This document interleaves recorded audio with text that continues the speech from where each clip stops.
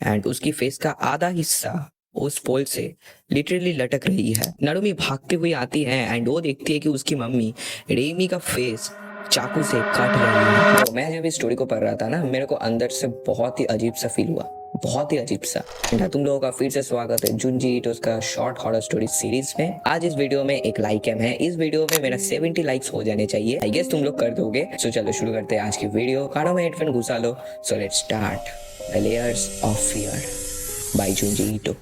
1995 इन अजी में बहुत सारे रिसर्चर्स एक खाद के ढेर पर रिसर्च कर रहे थे। तभी वहाँ पर एक रिसर्चर को बहुत ही अजीब सा चीज दिखाई देती है। वो देखते हैं कि जमीन पर इंसान की शरीर जैसा मिट्टी का लेयर्स है। वो अपने सीनियर प्रोफेसर को बुलाते हैं जिनकी नाम है प्रोफेसर सोया। प्रोफेसर सोया उनको उस लेयर्स को और भी खोदने के लिए बोलते हैं।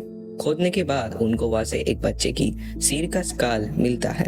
सब चौंक जाते हैं। जूनियर रिसर्चर्स जब प्रोफेसर सोया को पूछते हैं कि आप इसके बारे में कुछ जानते हैं या नहीं, तो प्रोफेसर बोलते हैं आई गेस हो सकता है ये कोई ब्रूटल रिचुअल हो। बहुत सालों पहले शायद अनाथ बच्चों के लाश को दफना के ऐसे ही उनके ऊपर ह्यूमन शेप्ड मिट्टी का लेयर्स दे देते थे। पर प्रोफेसर बोलते हैं कि ये सिर्फ उनका एक एजम्पशन है, ये गलत भी हो सकता है। बट अगर ये हुआ तो ये बहुत बड़ी एक खोज होगी। तभी वहाँ पर बहुत जोरों से लाइटनिंग होती है एंड प्रोफेसर सबको साइट छोड़ने के लिए बोलते हैं। 2017 हम देखते हैं कि 3 लड़की ड्राइव कर रही है। ये है रेमी, ये है नारुमी जो कार चला रही है, एंड ये है उन दोनों की मदर, एंड ये और कोई नहीं है, ये है प्रोफेसर सोया की फैमिली। बट अनफॉर्चुनेटली 13 ईयर्स पहले ही प्रोफेसर सोया की डेथ हो चुका है एंड आज ही उनका 13th डेथ एनिवर्सरी है। हम लोग यहाँ पर देखते हैं कि पीछे बैठकर उन दोनों की मदर रेमी को बहुत ही ज्यादा अप्रिशिएट कर रही है बिकॉज रेमी बहुत ही ज्यादा सुंदर है एंड क्यूट भी है। वो बोलती है कि रेमी बचपन से ही बहुत ही ज्यादा क्यूट है। अब रेमी टीवी शोज पर काम करती है तो उसकी मदर अब और भी उसकी केयर करती है। ये सब देखकर नारुमी को जेलसी होती है। वो अपने मम्मी से बोलती है कि आप रेमी को जितना केयर करती हैं उसमें से थोड़ा सा अगर मेरे को करती तो मैं भी आज कुछ बन जाती। मगर उसकी मॉम कहती है कि तुम पे मैं क्यों खर्च करूं, तुम कभी भी सुंदर नहीं थी, वो सुंदर थी तो उसे काम मिली, तुम बचपन से ही बहुत ही ज्यादा अगली थी। ये सुनकर नारुमी गुस्सा हो जाती है एंड वो ड्राइव करते करते ही पीछे मुड़ती है कि तभी उनके सामने एक ट्रक आ जाती है एंड वो संतुलन खो बैठती है एंड एक पेड़ से उनका कार टकरा जाती है। तीनों ही बेहोश हो जाती है। कुछ टाइम बाद नारुमी को होश आती है मगर वो रेमी को देखकर चीख उठती है क्योंकि रेमी का फेस एक साइड पोल से टकरा गई है एंड उसकी फेस का आधा हिस्सा उस पोल से लिटरली लटक रही है। नारुमी एंड उसकी मॉम रेमी को हॉस्पिटल पे एडमिट करती है बट उनकी मॉम नारुमी को ही दोष दे रही है। बोल रही है कि उसकी वजह से ही सब हुआ एंड अभी भी वो सिर्फ उसकी बेटी की फेस के बारे में ही सोच रही है। रेमी को कुछ हो जाए उससे उनकी घंटा फर्क नहीं पड़ता मगर उसकी फेस को कुछ ना हो। डॉक्टर आते हैं एंड एक शॉकिंग सा चीज बोलते हैं कि रेमी का फेस एक साइड तो कट गई है बट अगर ये नॉर्मल इंसान के साथ होता तो उसका मांस बाहर आ जाता। रेमी का केस पे कुछ अलग हुआ है, उसकी स्किन के अंदर से और एक स्किन बाहर आई है।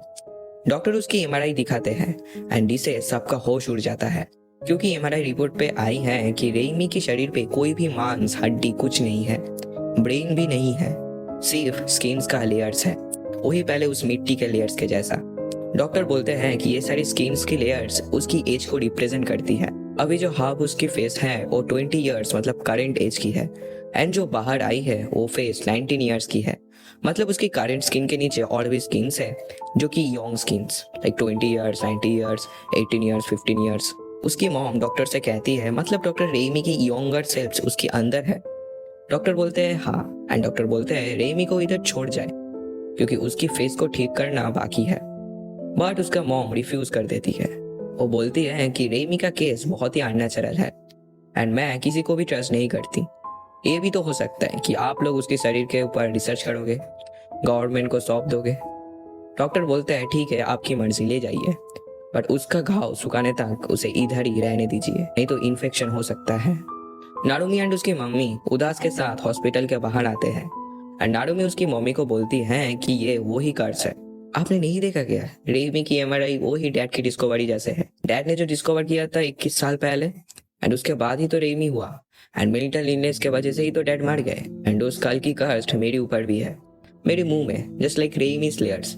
एंड हम देखते हैं कि नारुमी के मुंह के अंदर भी जीव एंड टीथ, मतलब उसकी मुंह का ही लेयर्स है। रेमी घर आती है एंड अभी भी उसके मदर उसे as a little girl treat कर रही है। नारुमी बोलती है कि उनको उस गर्ल को उसकी पहली लोकेशन पे फिर से अड़ा करना चाहिए, बट उसकी मदर मना कर देती है और रेमी को बोलती है ये कोई कर्ज वर्ज नहीं है बेटा, लाइक मैं तुम्हारे लिए दुनिया की सबसे बेस्ट डॉक्टर को ले आऊंगी। बट रेमी को मॉम की इस पर्सनैलिटी से, मतलब इस कदर केयर अब पसंद नहीं आ रही। वो चीख उठती है कि मॉम प्लीज आप रुक जाओ, लाइक मैं आप कोई छोटी बच्ची तो नहीं हूँ, मैं एक अडल्ट हूँ, मॉडर्न मेडिसिन इसे हील नहीं कर सकती, ये कर्ज है, मैं आपसे तंग आ चुका एंड ये सारा चीज आपकी वजह से ही हुई है। रात हो चुका है एंड हम देखते हैं कि रेमी सो रही है। उसकी माँ उदास होके उसके पास आई है एंड बोल रही है कि मेरे को पता है कि तुम्हारे अंदर 2 साल की रेमी अभी भी है, रिप्लाई करो रेमी। रेमी नींद से ही रिप्लाई करती है कि हाँ मम्मी। उसकी मम्मी उसके पास जाती है एंड उसकी मम्मी को सुनाई देती है कि मैं अंदर हूँ मम्मी, मैं स्टक्ड हूँ यहाँ पर, मेरे को पहले बाहर निकालो मम्मी, मैं अंदर स्टक्ड हूँ। तो उसकी मम्मी सोचती है क्या, लाइक मैं क्या कर सकती हूँ, तो वो उसकी स्किन को खींचने लगती है। रेमी बहुत जोरों से चीख उठती है। नारुमी भागती हुई आती है एंड वो देखती है कि उसकी मम्मी रेमी का फेस चाकू से काट रही है। नारुमी मना करती है बट वो नहीं रुकती, एक के बाद एक फेस का लेयर वो काट देती है। जितना वो काट रही थी उतना ही रेमी यंगर हो रही थी एंड फाइनली 2 साल एज की रेमी का फेस बाहर आती है।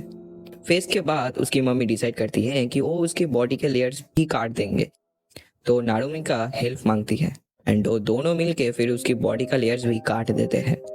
मगर बॉडी का लेयर्स काटने के बाद बॉडी का कुछ ऐसा हालत हो जाता है।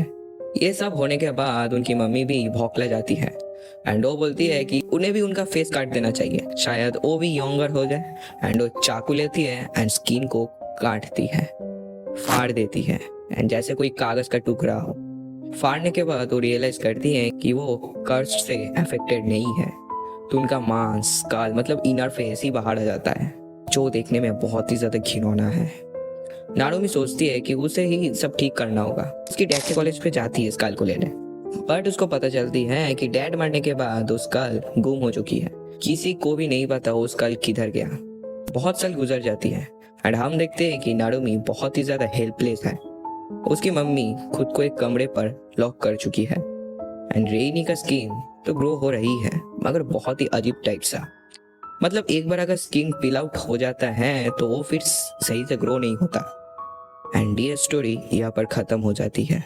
सो ये था आज का वीडियो एंड हाँ, तुमने अगर इस चैनल को अभी तक सब्सक्राइब नहीं किया तो ब्रो क्या करो, डू सब्सक्राइब। हम लोग 1000 सब्सक्राइबर से बहुत ज्यादा ही नजदीक है एंड सब्सक्राइब कर दो यार। एंड 70 लाइक्स जो टारगेट मैंने दिया उसे कंप्लीट कर दो। 70 लाइक्स हो जाने के बाद एक एज मांगा कवर आएगा, तो जल्दी जल्दी 70 लाइक्स कर दो, सब्सक्राइब भी कर दो यार। लाइक 1000 सब्सक्राइबर से हम लोग बहुत ज्यादा नजदीक है। एंड मैंने और भी डार्क साइकोलॉजिकल मांगास कवर करके रखा है, like link is in the description, playlist ही है, देख लेना। तो मिलते हैं दूसरे वीडियो में, तब तक के लिए बाय।